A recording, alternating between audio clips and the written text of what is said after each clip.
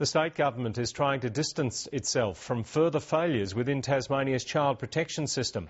The Premier says her Children's Minister isn't to blame for a 13-year-old ward of the state falling pregnant. The Children's Minister started the day at a community forum hosted by the Premier. The event was off limits to the media, but it attracted several of Linthorpe's political rivals, including the former Children's Commissioner. I think I'll be politely ignored.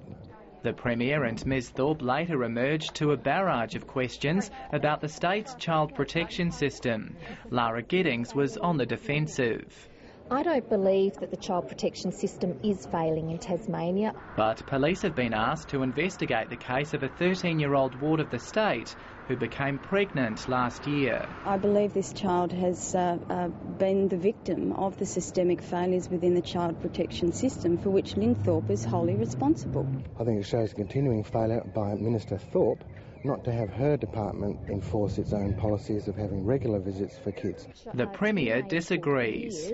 It is very difficult when you've got troubled teenagers to be able to control their behaviour 24 hours a day, 7 days a week.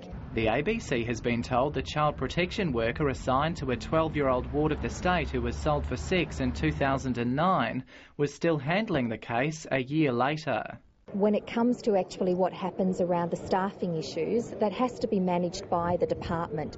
The Children's Minister has also tried to distance herself from the issue.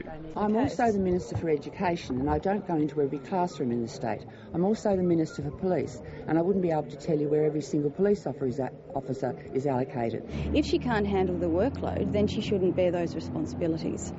Linthorpe admits there's still room for improvement in the state's child protection system.